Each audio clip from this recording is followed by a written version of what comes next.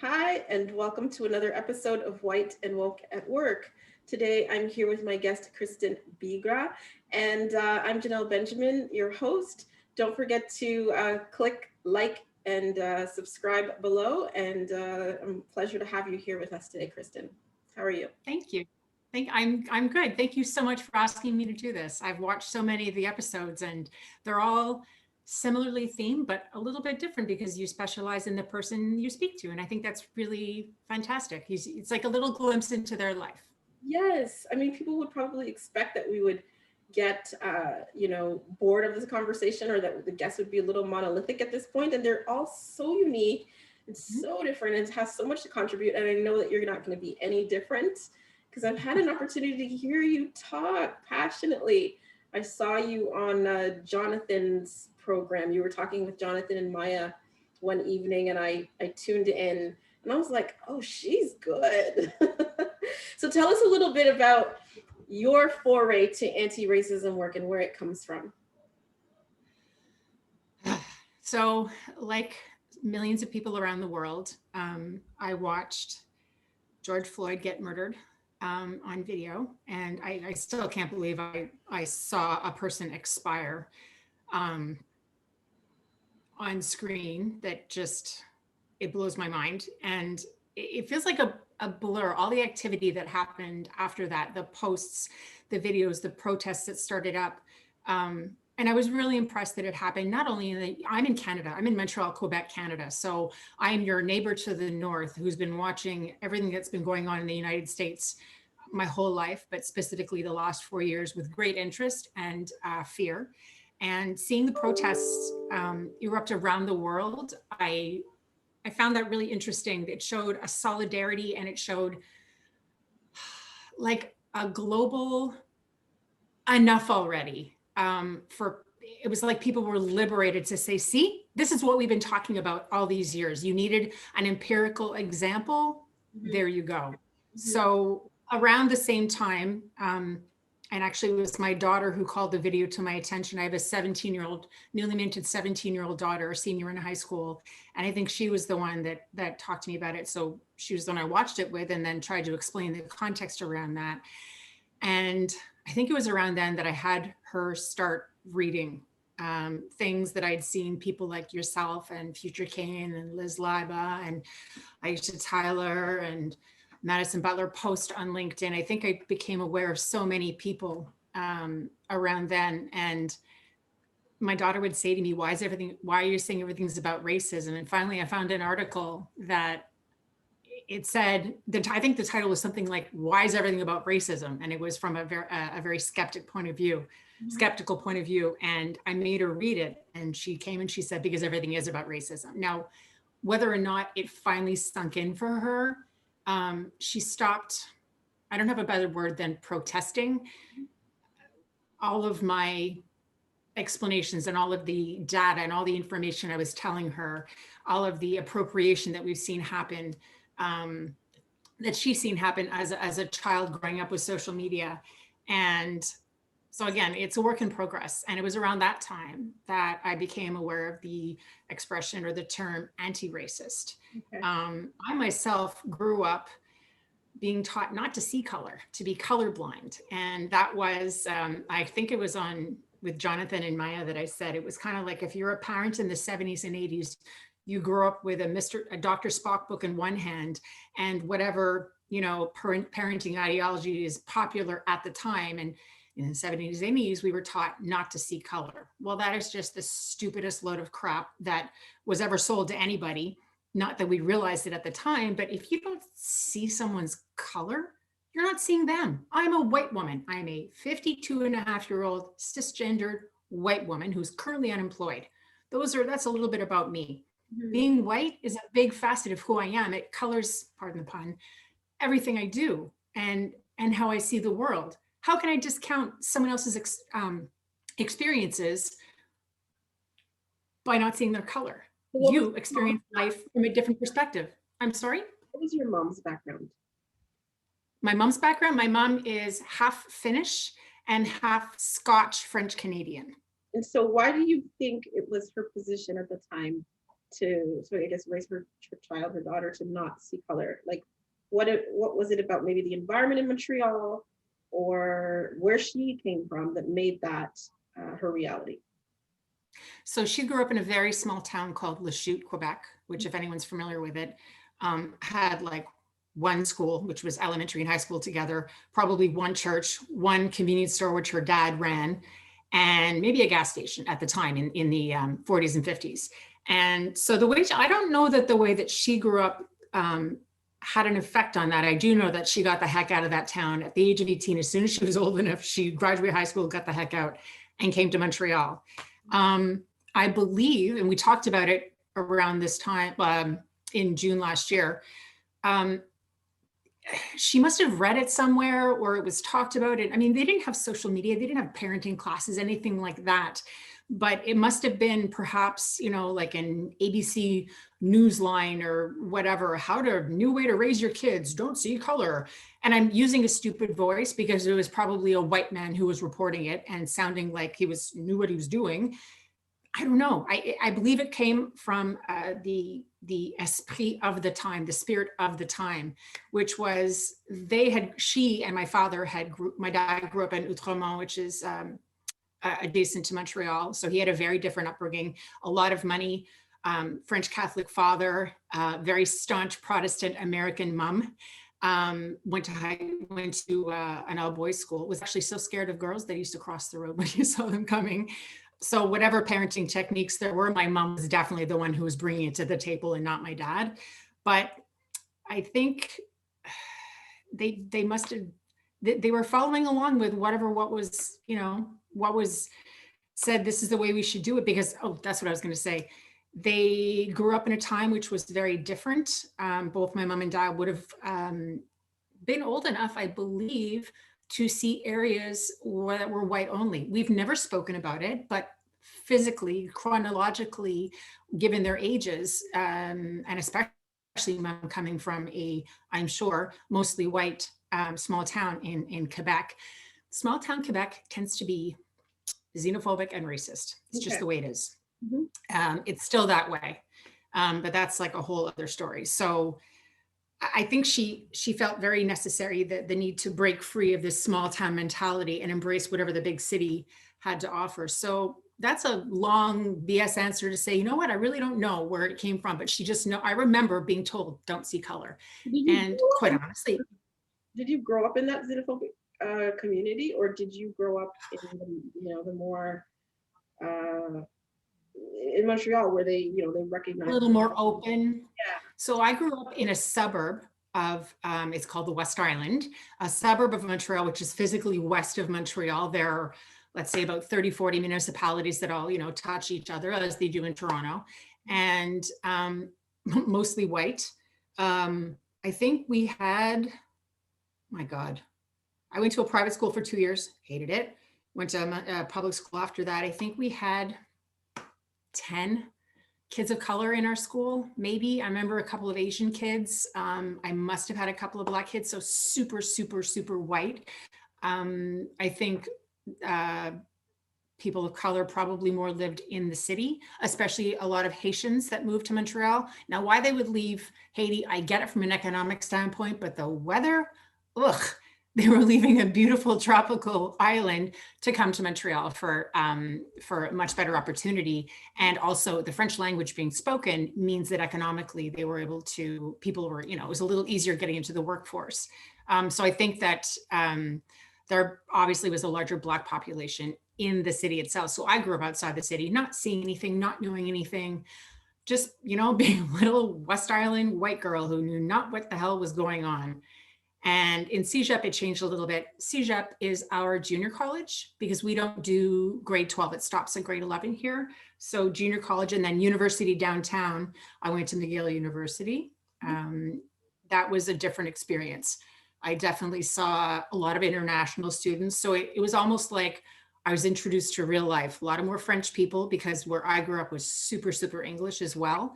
Are you going to say something? I'm sorry, because it's just like you're from Montreal, born and raised. You're you're living a white existence, but you're in Canada, in a multicultural nation. You're in a place where, you know, Black people are on TV, they're in movies, they're in music. Like, are you experiencing this in any way, or is it just you're in a kind of a, like, you're watching like white sitcoms and listening to like quote unquote white music, and your friends are all white, and then you're not exposed to people of other cultures or races or ethnicities? Or what is your, I guess, the view of people of other cultures and ethnicities at this time? So definitely enjoying I'm going to swear, a shit ton of awesome Black music. Prince was my God. I got into him only, actually, a friend of mine, when we went to university,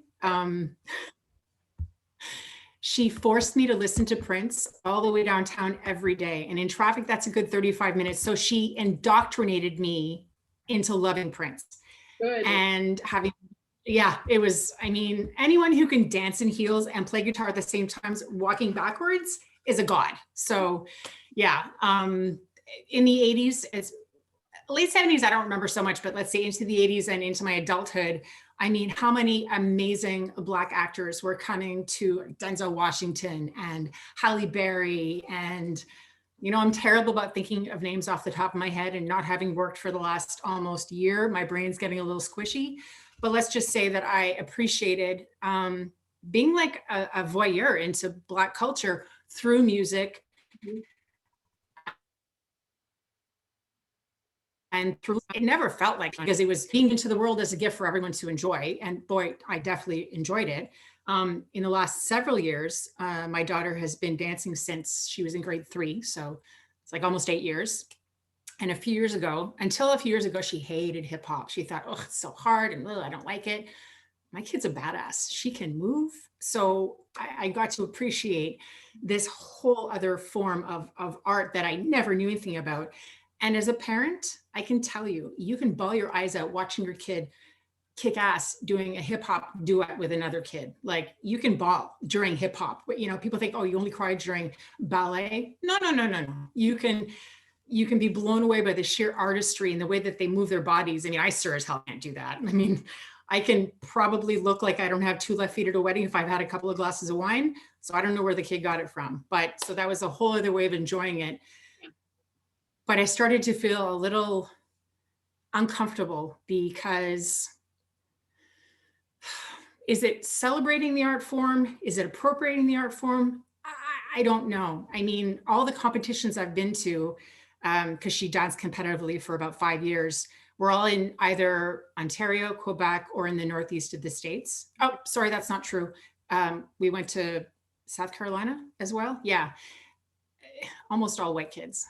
You know, like the fact that we had 2 Black kids in our dance school last year was super exciting.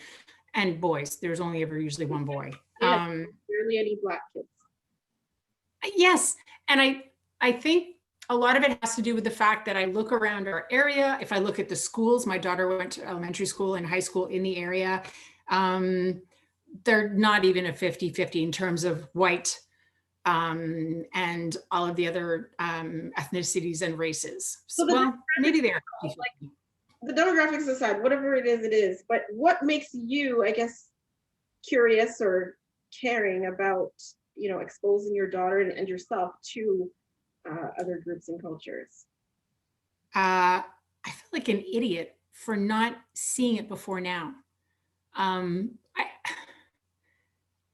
I don't like to use the term woke because I'm not quite sure I know what it means, and I don't think I actually like that term very much. Like, get woke. I mean, what does that really mean? How about wake up and realize that you're not the be all end all of the world, and that other people exist, and guess what?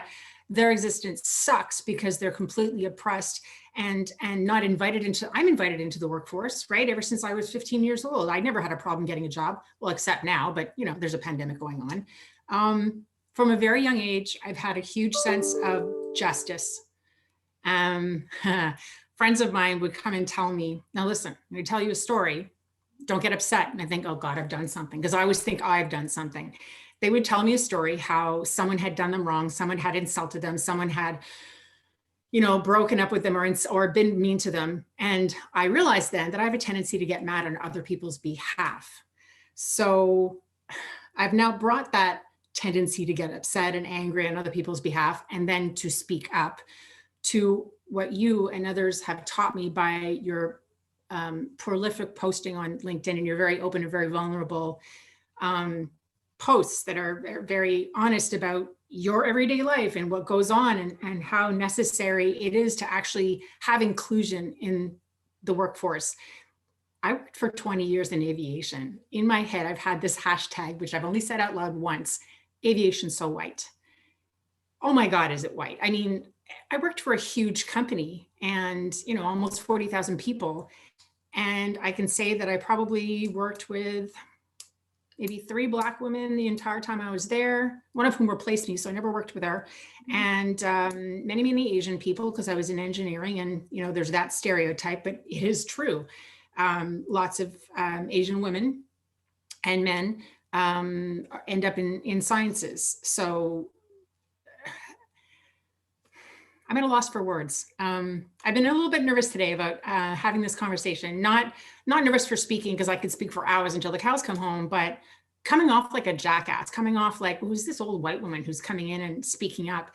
But you've all made me realize that the people who are having wrong done to them aren't the only ones who need to be speaking up. Those who notice it, those who see it, need to stand up and say, this is wrong. You know, I did it a few times at work, never from a racial standpoint, because I never witnessed anything racial, but I recounted on LinkedIn last week, actually, I recounted an incident where I had to stand up and tell a man, having a conversation with another man, to stop denigrating the character of a widow who'd lost her husband to suicide and who was being criticized. She wasn't there to defend herself, because several months after the suicide, this lovely person I used to work with had driven by the house and found a new boat in the driveway. And he literally said, it's always the men who lose. It's always the men who get screwed. And I'm like, this woman lost her husband to suicide, and you're going to say that she's winning because she has a boat? First of all, he doesn't even know when that boat was bought. That boat could have been purchased before the gentleman had passed away. Like, I stood up with shaking knees and walked over and said, what you just said is inappropriate. You need to stop talking about that. And then, of course, being female and a Canadian, I said, I'm sorry. And then I went and sat down. An hour later, I recounted, yeah. Sorry? We're always apologizing as Canadians. We say sorry. Always. I mean, and no one else, and this was not the first time this guy would speak, and loudly, really, he's just a loud talker in the middle of the office, in the middle of Cubeville, you know, there's no walls or anything, and just say the most inappropriate things and talk about other people's characters. So every once in a while, when I just can't stand listening to something anymore, I speak up, and I'm starting to do that, you know, with my words on LinkedIn, by posting, by sharing articles. It's a little scary though, because I worry, you know, what if people see me posting and they think, well, we don't want her to work for us. She's got a big mouth. Well, I was on a panel this morning with an aviation and women in tech panel that I helped create a group, and we meet once a month. And I said, I have to be myself. I am who I am. I could pretend to be super docile and respectful and quiet and have zero opinions outside work, but that would last all of 2 weeks. And within 2 weeks, I would be speaking my mind and asking questions that people didn't necessarily want to answer, given the fact that when you write processes, you have to ask questions. And so, you know, I would blow it right away that she's opinionated. Why do women use those words about themselves? Opinionated. I have opinions. Would I call a man opinionated? No. I don't think so. No, I have to stop feminizing my language. Raising a strong young woman who's even more stubborn than I am, you know, send me wine. I have to stop feminizing my language or demonizing feminizations.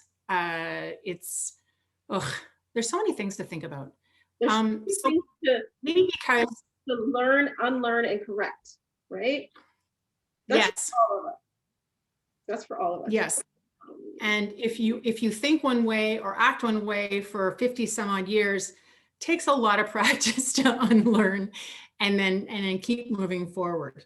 Yes. So I don't know. Have I answered part of your question? I'm not sure if I have. Let's get to George Floyd. What has, I guess, changed for you in the post George Floyd era?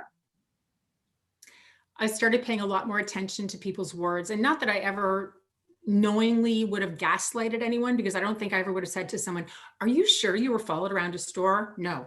But in my head, because I've been followed around a store too. There was a guy who used to work at our local Shoppers Drug Mart that I wouldn't get a cart, but I would have my bag and I would put things in my bag. And I had an argument with him a couple of times. He said, "Ma'am, just get a cart." I'm like, "Okay, fine, but stop following me around. It's creepy." You realize now, if I were a Black woman, there probably would have been a lot more problems than just, coming in and getting angry with me. So I'm waking up, I'm realizing how lucky I am and how much I've gotten away with in my life, for the simple fact that I blend in with the woodwork. I don't stand out. I'm not interesting. So I'm paying a lot more attention to what's going on around me. And because I don't have a job, although I guess my full-time job is looking for a job and reading job descriptions and applying, while I'm not doing that, I'm doing a lot of reading on LinkedIn, and I am learning a lot. I mean, I think the other day I had about 40 different tabs open on one of my browsers to read during Black History Month, specifically, and about Carter Woodson. I'm hoping I'm getting his name right, and the whole reason why this came to be. Did you know that it took 10 years from the time that President Ford said, "Okay, yeah, this should be a thing," to the time it was finally signed in? It was like 1986 it took in the United States. That's just ridiculous. In any case. So speaking up more, writing more. I joined. They kindly said yes when I offered myself. A white anti-racist coalition. So we're about 50 people now. And if, I think I can say this, Jonathan Mahan was the one that sparked the idea. And we've met a few times. We have been given the opportunity to work with a couple of female Black business owners.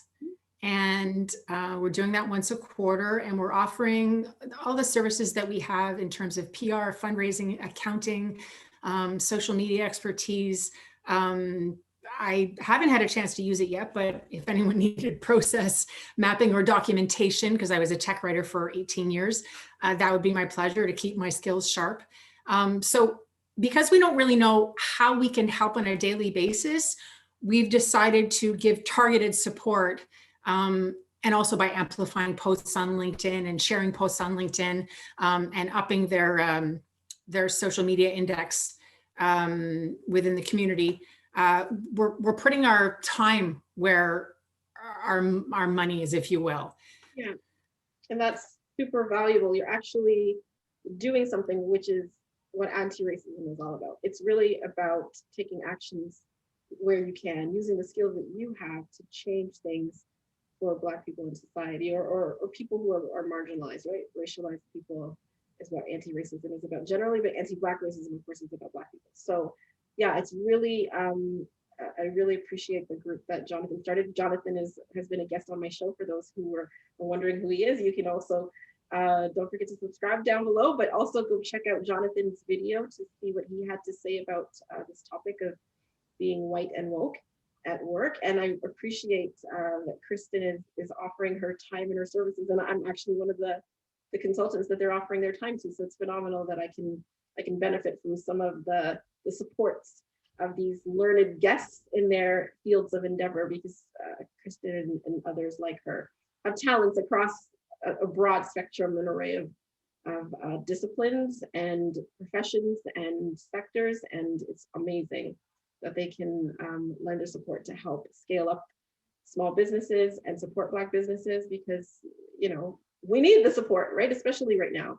We're in a pandemic, and like you said, what would you be doing? Your skills would be languishing. You're looking for a job, but at the same time, you can contribute to doing something meaningful. And I think that's what it's all about. So I appreciate you. Well, and I wasn't sure if I was hinting around because I wasn't sure if you wanted to mention it. So I wanted to leave that to you, definitely. And in honesty and transparency, like I'm just totally an open book. I have no secrets, so it's fine. Yeah. So tell me anyway, Kristin, what's next on the horizon? You're part of this amazing group of white activists who are really trying to, like you said, amplify the voices of Black female entrepreneurs, what's next on the horizon? Do you think this is going to be a long-term endeavor? Okay, so that's a great question.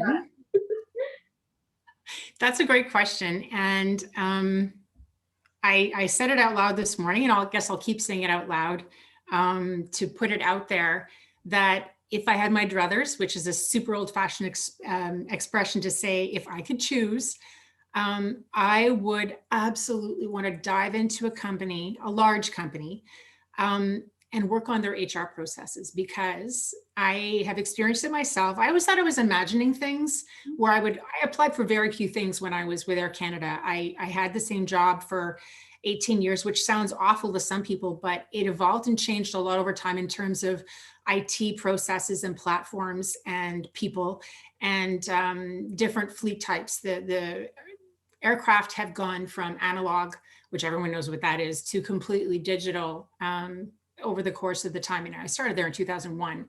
So I applied for very few jobs while I was there, but almost all of them, I would not even get a call back for. And I'm thinking, I'm qualified for this. I would have people telling me to apply. I'm qualified for this. Why am I not getting a call back? Because the processes are broken. I actually had a director tell me once that she had an applicant contact her after a set of interviews was already done and someone else had been selected to say, hey, I'm following up, what's going on? And she was very embarrassed because that person had not been selected, and it was the job of the talent acquisition partners to contact that person. Well, the talent acquisition partner that was assigned for that specific posting had been let go. And of course, there's no continuity, no succession. So that poor person was left floating in the wind for 3 or 4 weeks, wondering what the heck is going on.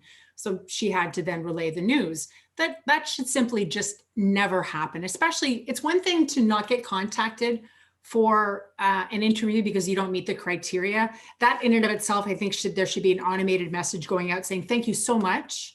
Right.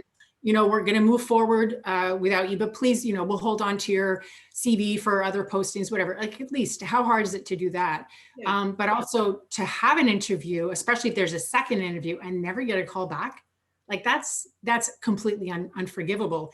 And knowing what I know about processes and knowing what I know about the internal workings of HR and talent acquisition at a very large worldwide company that's been around for 80 some odd years, I think I'm perfectly placed to be able to get in there and poke my nose around, lift up the rocks, look at the gross maggots underneath. Oh my God, let's fix this, and ask the questions. And as I said to you the other day on LinkedIn, that I'm having fun supporting you just by asking questions and pointing you in the direction of perhaps a consulting opportunity, because this is how you make things happen, by asking questions and raising the rocks. So if I had my choice, I would want to get into a company and work on their HR processes because, and this is my firm belief, you don't need to know everything in life. You need to know where to go to find it and who to ask. And if you get the correct people in the room, so it takes a little bit of getting to know the network of the company. If you get the right people in the room at the right time all together,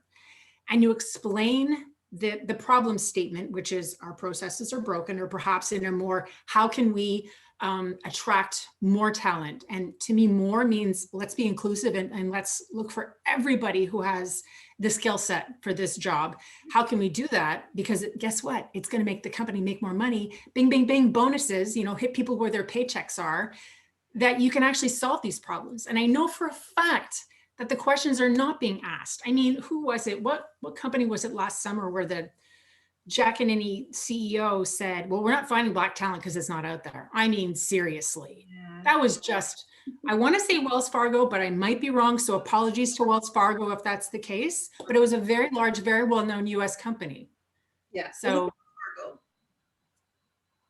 see, I read a lot. I have a lot of knowledge in my head. It just gets jumbled up sometimes. Yeah. So that would be my choice, because if you get people into a company, one, especially now, it would feel so good to me to get people back to work. Well, first of all, I would have a job, so I'd be back at work. I mean, severance is great, but I've only got it till June. After that, we'll see what happens. I'm not going to panic. But getting people back to work, getting people in the right place, and collaborating together and solving problems that are really easy to solve if you get the right people at the right time, that would just be the most awesome thing. It would be fabulous. And to see a really inclusive, people need to learn how to use the word diverse. I'm a person. A person cannot be diverse. Right. An ecosystem can be diverse, right? But so never mind that word, but to have a more inclusive network and company, that it's only good. It's good for everybody. The employees, the bottom line, the employee surveys, companies love winning those awards, best place to work in Canada. I used to see some of the things, the awards that Air Canada would win, best place to work in Canada. I'm like, I don't ever remember being surveyed. I mean, I did love my job, but I don't think they asked the employees. So how is it the best place to work in Canada? Right. Lots of things going on in my brain. Yes. I appreciate what you had to say, Kristin, about just, using your privilege and your access and your voice to do something at this time that is actually significant and meaningful to change the landscape for Black people, right? Because that's really what this anti-racist journey and work is all about. So I do hope you would continue to the journey. How would people if they do want to connect with you and Jonathan and others in the group, how do they get in touch with you? They could reach either, I'll reach out to me on LinkedIn and I can point them in the right direction. Lots of room for people in the group. We're using Slack to communicate amongst ourselves and to organize the project, but there are some folks who are not on Slack either. So we're communicating by email or LinkedIn, but basically everyone we've come into contact with has been through LinkedIn. Okay, so it's just Kristin, Kristin, Bigras, Bigras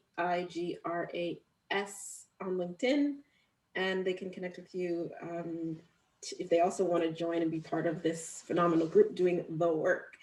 Yes, and just to specify, I am one of the many. I am not at all in charge of this group. Jonathan Mahan, M-A-H-A-N, is the person who was spearheading everything.